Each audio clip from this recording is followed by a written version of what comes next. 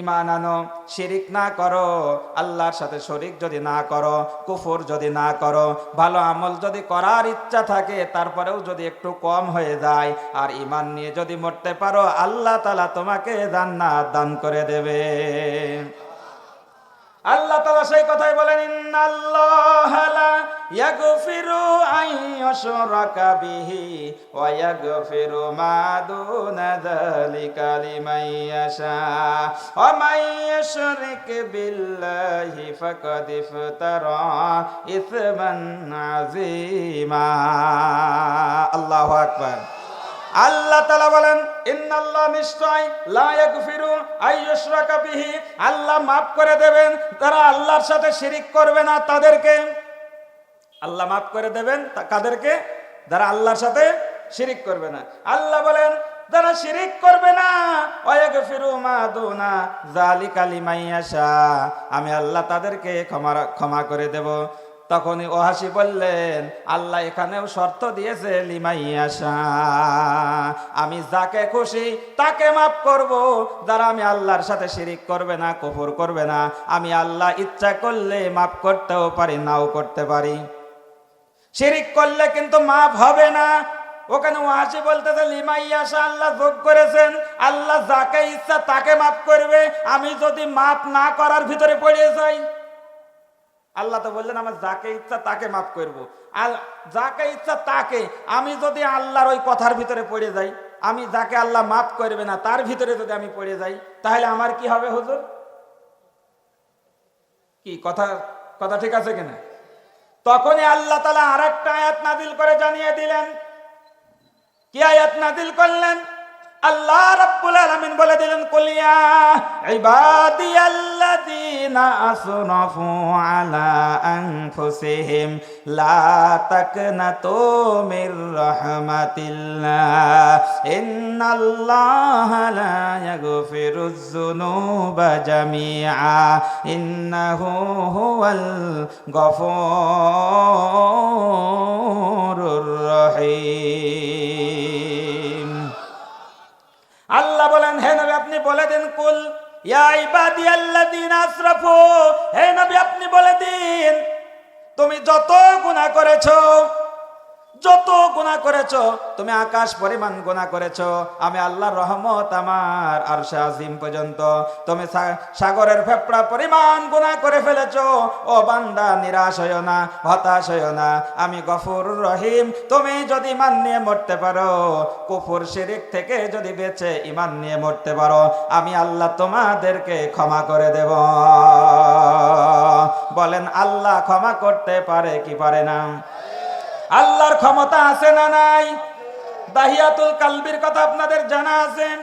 দাহিয়াতুল কালব সে এক নয়, দুই নয়, হাদিসের ভিতরে, তাফসীরের ভিতরে এসেছে 100 জ্যান্ত নারী, 100 জ্যান্ত ছোট বাচ্চা মহিলা, তাদেরকে জীবন্ত কবর দিয়েছে। তার ভিতরে 4টি হলো একেবারে নিজ হাতে দিয়েছে। 4টি কি? 100টা জ্যান্ত ছোট বাচ্চা মহিলাকে সে তার নেতৃত্বে জ্যান্ত কবর দিয়েছে, আর 4টি হলো নিজ হাতে দিয়েছে। বলেন এ কত বড় অপরাধী! জিন্দা কবর দেয়, জিন্দা কবর বলে না এখন?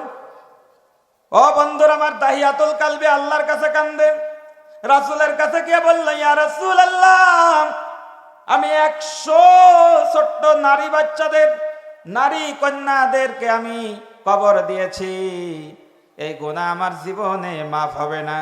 কিন্তু তার চাইতে একটা বড় অপরাধ করেছি। আমি সিরিয়ায় ব্যবসার দিকে গিয়েছিলাম, ওই সময় আমার স্ত্রীর পেটের ভিতরে একটা সন্তান ছিল।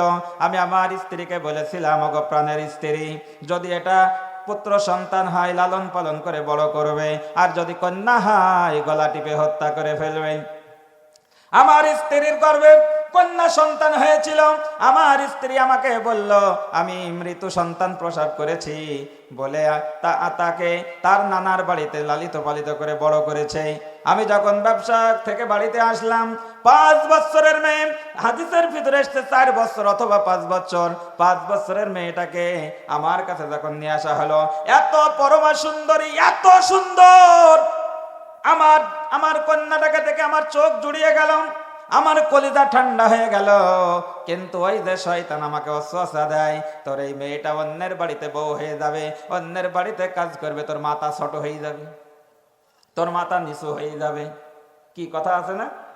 ওই ওয়াসওয়াসাতে আমার ভালো লাগলো না। আমার স্ত্রীকে বললাম, ওগো প্রাণের স্ত্রী, মেয়েটাকে সাজিয়ে দাও, তার নানার বাড়ি থেকে বেরিয়ে নিয়ে আসি, ঘুরিয়ে নিয়ে আসি। আমি সুন্দর করে সাজিয়ে গুজিয়ে যখন নিয়ে আসলাম, নিয়ে যাচ্ছি নানার বাড়ি একদিকে, আমি নিয়ে যাচ্ছি আর একদিকে মরুভূমির দিকে। মেয়েটি আমাকে বলল, বাবা নানার বাড়ি তো এদিকে নয়, ওদিকে। আমি বললাম, এদিকে চলো, একটু কাজ সেরে আমরা তারপরে যাব। ভাইরা আমার, আমি যখন মরুভূমিতে গেলাম, আমি গর্ত খোঁড়া শুরু করে দিলাম।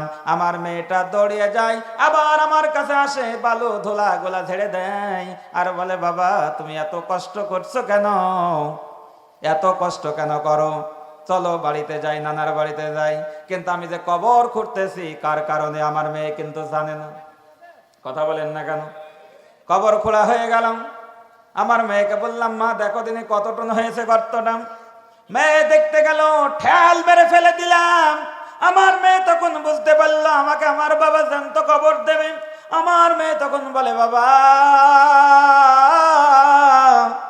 তুমি আমাকে ছেড়ে দাও, আমাকে মেরো না, আমি তোমার পরিচয় দেব না, আমি তোমার পরিচয় দেব না, আমি ভিক্ষা করে খাবো।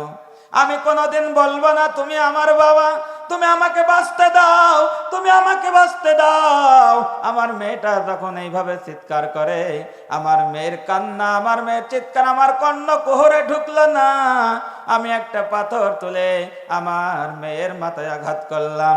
আমার মেয়ে ওই দিন আব্বা বলে একটা চিৎকার দিয়েছিল, ওই চিৎকার আমার কানে এখনো বাজে, আমার সেই থেকে ঘুম আসে না। ইয়া রাসূলুল্লাহ, ইয়া হাবিবাল্লাহ, আমি এত বড় অপরাধ করেছি, আল্লাহ আমাকে কি মাফ করবে?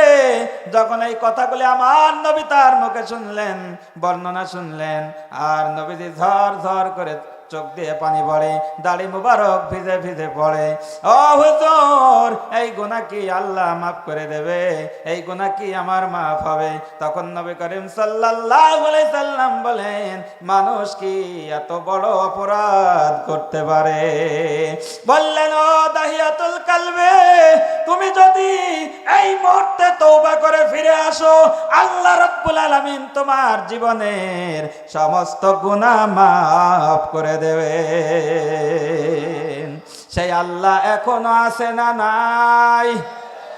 সেই আল্লাহ যদি এখনো থাকে, ও ভাইরা আমার, ও আমার রায়পুর গ্রামবাসীরা, তোমরা শোনো, যত অপরাধ করেছো, যত অপরাধ করেছো, রাতের আধারে যদি তাহাজ্জুদের নামাজে দাঁড়িয়ে আল্লাহর কাছে বলো, গো আল্লাহ আমি জিনা করেছি, আমি ঘুষ খেয়েছি, আমি অপরাধ করেছি, ইসলামী আন্দোলনের লোকদের বিরুদ্ধে আমি চলেছি, ও গো আল্লাহ কোরআনের বিপক্ষে অবস্থান নিয়েছি, ইসলামের বিপক্ষে অবস্থান নিয়েছি, আল্লাহ আমি কান ধরে বললাম, জীবনে কোরআনের বিপক্ষে যাব না, ইসলামের বিপক্ষে যাব না, ইসলামী আন্দোলনের বিপক্ষে যাব না। ওগো আল্লাহ তুমি আমাকে মাফ করে দাও, ক্ষমা করে দাও। খোদার কসম করে বলি, আল্লাহ রাব্বুল আলামিন আপনার জীবনের সমস্ত গুনাহ খাতা মাফ করে দেবে। আল্লাহ মাফ করে দেবে, শুধু মাফই করবে না, এখানে লাভ আছে, ওয়ায়ুবাদদিলুল্লাহু সাইয়্যাতিহিম হাসানা। আমার আল্লাহ বলেন, আমি খালি মাফই করব না, তুমি যত অপরাধ করেছো, যত গুনাহ করেছো, ওই গুনাহগুলাকে, অপরাধগুলাকে আমি আল্লাহ বদল করে দিয়ে ওইগুলাকে সওয়াবে পরিণত করে দেব। ও ভাইরা আমার, বন্ধুরা আমার, আল্লাহর নবী, বিশ্ব নবী জনাবে মুহাম্মদ রাসূলুল্লাহ বলেন, আমি দিনের ভিতরে 100 বার তওবা করতাম, 100 বার ইস্তিগফার পড়তাম। বলেন, আমার নবীর কি গুনাহ ছিল নাকি? কথা কোন?